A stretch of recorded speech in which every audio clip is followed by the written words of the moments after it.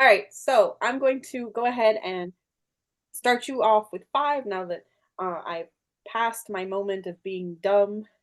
Good evening, Miss So Perdomo. Are the we learning issue, today? what? Good evening, Miss Perdomo. Are we learning today? Yes. So Wonderful.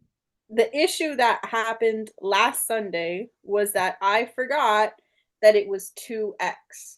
So this question basically tells me plug in f into g. And so I plugged it into the first part, but I forgot that it was minus 2x, and I just had minus 2, and I was not getting the right answer.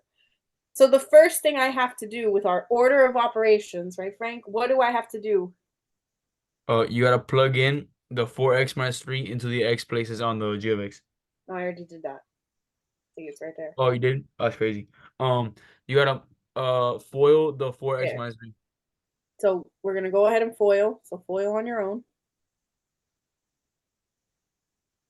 Let me just write the whole thing real quick.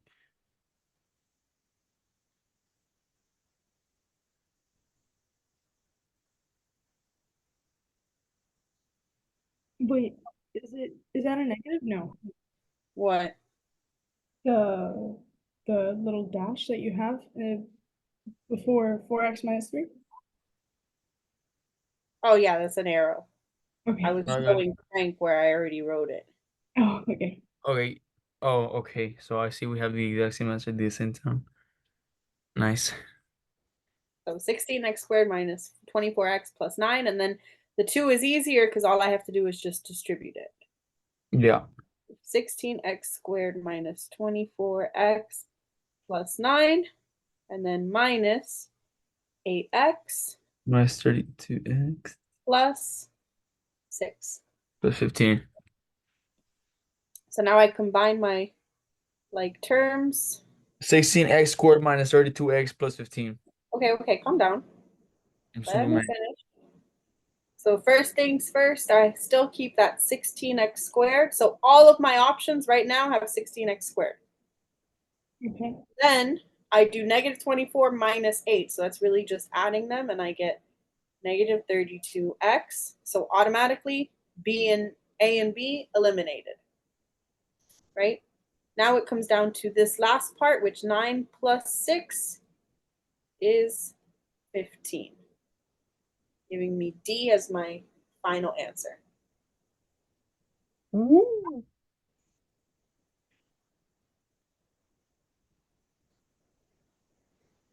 Okay, I'm All feeling a right, little better about the test. okay. I don't think it'll be so bad. I believe this midterm was actually made by someone who's somehow involved with making the AP exam. So it's also like an extremely good resources. And the worksheets I have been recently giving to you guys, you know, the ones that are like 2.5A, 2.5B, whatever, Yeah. those are also from someone working with College Board for the Mm. exam. So I think we'll be okay. Remember, it's the first year, so they're not going to be crazy with this. Like, they're going to be understanding, you know, no one has any idea. There's technically only one AP edition textbook out there. And so I think it'll be fine. So which of the following is equivalent to log 10A over BC? So now I have to use all those properties. So what were the 3 properties? It Product was and power product power and what's the subtraction one? quotient. Ooh, quotient. Yeah, that one. So product applies when I multiply. Power is to a power, and quotient is division, Divide. Right. right? So I'm gonna have log. What? Tell me what I'm separating first. Log 10a minus log BC. Minus log BC. Okay, now what? Oh, hold on. Give me a second. Let me just replicate on my notebook. You have to change. Do you have to change something? Do you have to change base? No. Um, okay, I think it should be log 10 plus a minus log B plus C. So log 10 plus log Oh yeah, plus log A. minus. Now, I'm going to leave this log BC by itself just for right now. Okay, there's a reason why I'm doing that. Oh, So, by the way, when you see a question that involves a log and it's asking for equivalent, it's always a condense or an expansion question. Okay? So they either give you an expanded form and you have to condense it, or you have to do like we're doing now, expanding a condensed form. Now, log 10 can be simplified to what? 1. To 1, right? Because remember, this is a default of log base 10 to the 10, which is just 1, plus log A minus log BC. I'm going to leave that there for now. So automatically, C and D, gone.